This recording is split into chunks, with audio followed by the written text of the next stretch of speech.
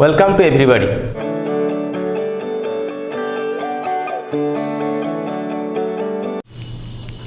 Now we should discuss different types of share capital. So first of all,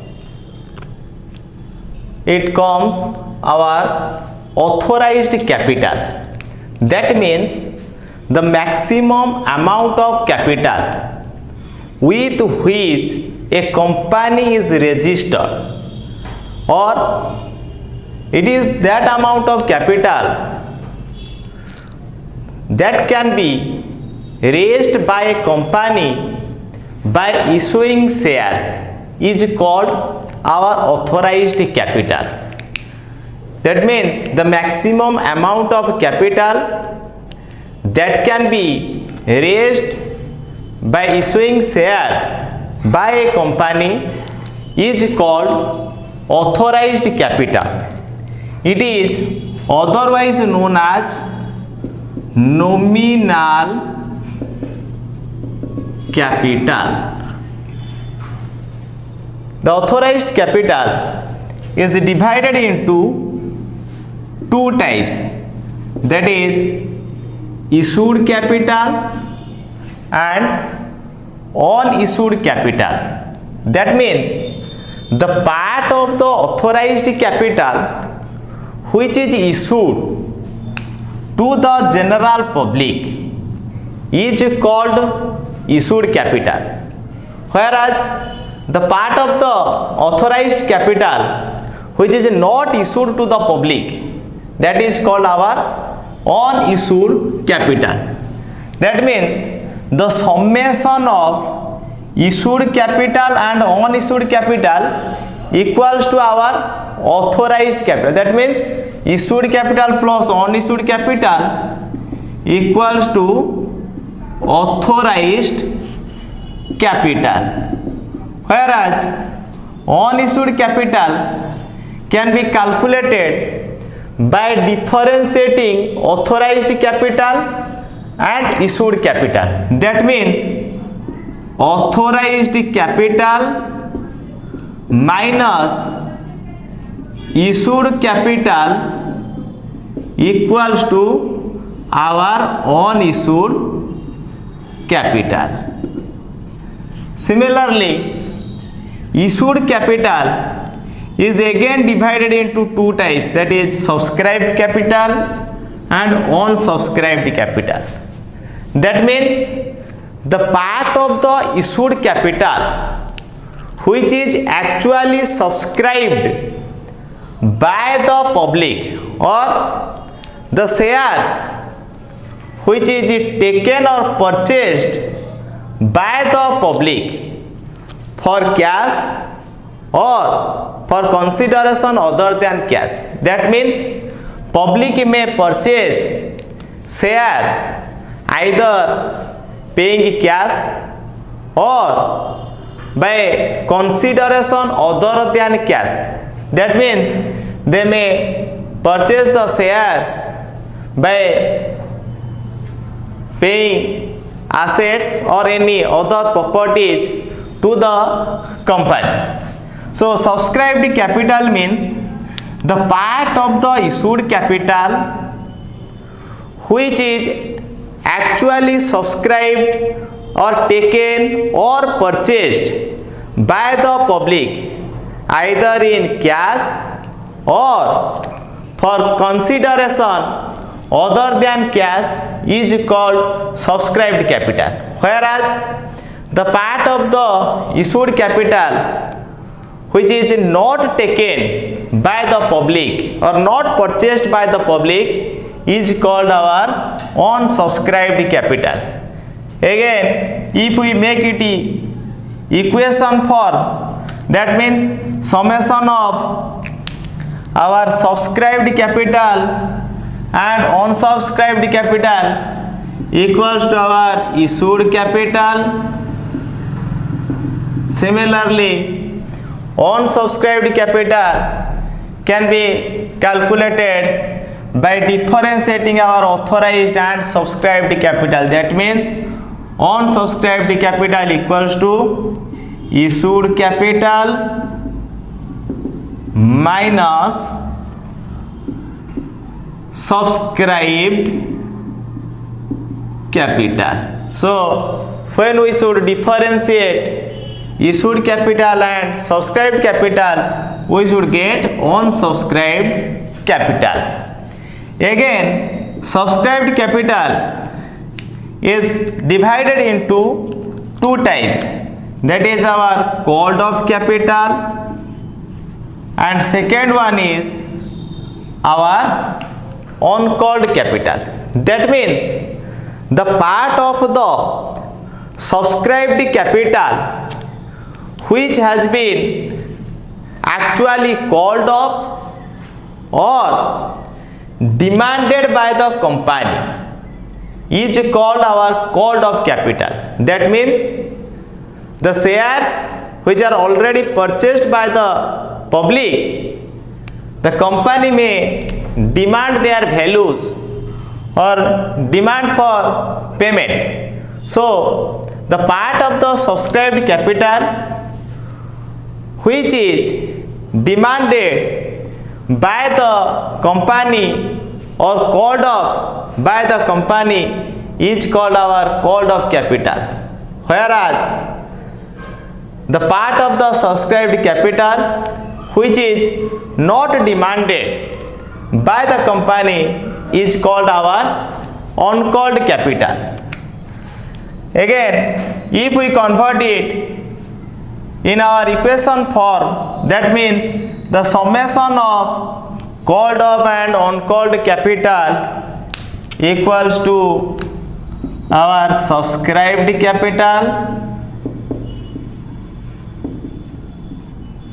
or uncalled up capital can be calculated by differentiating between subscribed capital and called up capital. That means subscribed capital minus called up capital equals to our uncalled up capital. Again, the called up capital is further divided into two types, that is paid up capital and unpaid capital. The paid up capital means the part of the called up capital which is actually paid by the public is called our paid up capital, whereas the part of the called up capital which is not paid by the public on the due date, that is called our unpaid capital. It is also known as calls in arrear. So the other name of unpaid of capital, unpaid capital, is also known as our calls in arrear. Sometimes the uncalled up capital is kept, but during the time of liquidation, some part of the uncalled up capital may be called up by the company. So the part of the uncalled up capital which is called up by the company during liquidation is called our reserve capital. Similarly, if we convert the equation form of paid up and unpaid up capital, that means paid up capital plus unpaid capital equals to our called up capital, or unpaid capital also can be calculated by differentiating our called up capital and paid off capital. Similarly, we also can compute our issued capital, that is authorized capital minus unissued capital. and subscribed capital can be calculated by differentiating issued capital minus unsubscribed capital. Again, called up capital also can be calculated by differentiating subscribed capital minus uncalled up capital, and paid up capital also can be calculated by differentiating called up capital minus unpaid capital or our calls in arrear. So all these about our types of share capital or classification of share capital. Now we should take an example to know the issued capital, authorized capital, subscribed capital and called up capital. So let's take an example. Suppose the authorized capital of an organization or of an company is our 5 lakh. So our authorized capital is 5 lakh. Suppose company decided to issue 3 lakh to the public. That means 3 lakh is our issued capital and the remaining 2 lakh is our unissued capital. That means authorized capital is 5 lakh, issued capital is 3 lakh and unissued capital is our 2 lakh. Again, when company decided to issue 3 lakh capital but public are ready to subscribe or purchase 2 lakh capitals, that means another or rest 1 lakh is our unsubscribed capital. When people are purchased 2 lakh capital, company should collect the share value in different stages. So it should called up phase by phase. Suppose company called up 1,50,000. That means total subscribed is our 2 lakh. But company called off 1,50,000. So rest 50,000 should be our uncalled off capital. But when company called off 1,50,000 but public or the shareholders actually paid suppose 1 lakh. So our paid off capital is 1 lakh.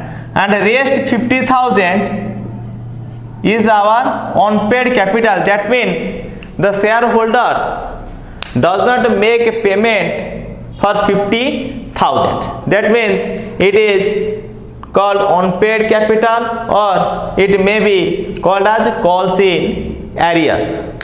Whereas 50,000 is here our uncalled capital. Sometimes due to the liquidation, company may called off part of the uncalled capital. Suppose it is called off 40,000 out of uncalled capital. That is called our reserve capital. So this is all about our classification of the capital. So for the better understanding, watch this video repeatedly and share it with all your friends and give them chance to grow their knowledge or to increase their knowledge regarding capital. Thank you.